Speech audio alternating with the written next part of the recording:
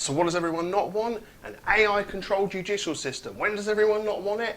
Ever, pretty much. So kind of Minority Report, but in a more, we're going to take it in a modern direction. Spoiler alert, you have been warned. So yes, Chris Pratt and Rebecca Ferguson, the star of this movie. Rebecca Ferguson's fine because she is the AI judge, jury, executioner, and tea lady, script writer, whenever you want. Controls everything.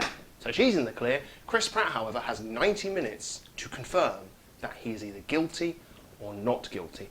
But it's trying to tap into this modern fear of like, oh my god, everything's becoming controlled by AI. What if things are intrusive? What if they get, you know, like footage of you don't realise, or you've agreed to something and you don't realise it because it was in like that would be big print compared to what they were showing you. And you're giving everything away, and then, you know, suddenly you're in like the trial for your life and everyone's trying to save money by having AI judges and everything decided. It's tapping into that kind of modern feel. That's what it's trying to do. But I really like, because each defendant has 90 minutes, so 1 hour 30, to prove that they are innocent, and then otherwise, you gone. And the countdown structure here does it minute by minute. So 1 minute in the movie is 1 minute in real life. I like that. I thought that was cool right from the start when I knew it. Bravo. So there is good tension here because the concept feels like a horrible game show. I don't say horror game show, but a horror game show or a dystopian game show style thing. It's just, it's mad. And when it comes to cinematography, there was a lot shot, you know, like they did body cam footage, camera phone footage. And it's like, I get it, because there would be a lot of that, but it's obvious they're trying to save on money, isn't it? So the cinematography, nothing wrong with it per se. I mean, there was, like, I thought cheaper looking things that were trying to look, ooh, futuristic, dystopian.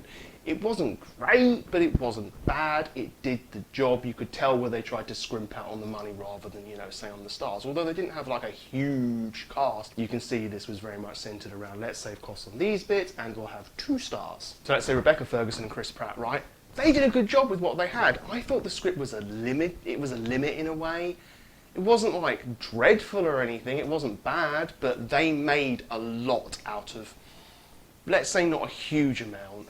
And, you know, credit to them, because if it hadn't have been for that, I would have been very, very bored and had like, great, this is just not worth it. But it kind of made me coast along. You see where I'm going now. It made me sort of tick along that I would have watched the whole thing to make a review of it. So they had me anyway, so who cares what I think? But they gave it just enough to make it watchable. Because the whole AI thing, you could do something if you really, really, really get it right, where it's thought-provoking, it lives sort of in your head afterwards. Minority Report did, right? I mentioned that before. People remember that movie, right? And I'm not even going to say that was groundbreaking. It was just very memorable, quite thought-provoking. Also, it's one of these Tom Cruise-style movies, but whatever.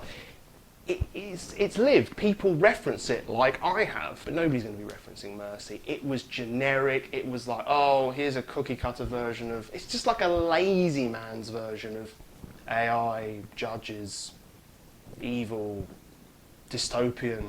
Okay, ticks all those boxes, but it's like, it's not even great in that sense. It's not, because you get generic movies that are done well, and you're like, whilst this wasn't groundbreaking or amazing, it's still like, you know what, it was a solid watch. This kind of was a bit dull, and also it was like, this could have been a lot better. I still don't think the concept was like amazing in the first place, but sometimes people pull it off, but just in this case, no. So kind of a missed opportunity here. I mean, I like the minute by minute thing, like that was, the tension was done well in a way, but yeah, it was a missed opportunity to be a decent film. It was only vaguely salvaged by the cast making the best of it. That's what I'd say. If this was a Sunday TV movie back in the day, I'd have been like, oh, it wasn't that great, was it? Like, it wouldn't have been dire, but it was like, wasn't that great. If it was dire, though, we might have been able to laugh at it. This is Netflix, and you're scanning through it, I don't think it's worth watching. I think you can find way more solid movies. Like, this could have been done so much better. This looked like a bit of a slap-bang job. But what did you think? Did you really enjoy Mercy? Did you think this could be the future, the dystopian future we all fear? Or did you think a bit like me, it wasn't great, this could have been like more, but not a great movie? Yeah, not for me. Well, anyway, let me know below. Please like, subscribe, ring the bell, all that good stuff if you want more content from this channel. Your support is appreciated very much, and until next time, I'll see you later.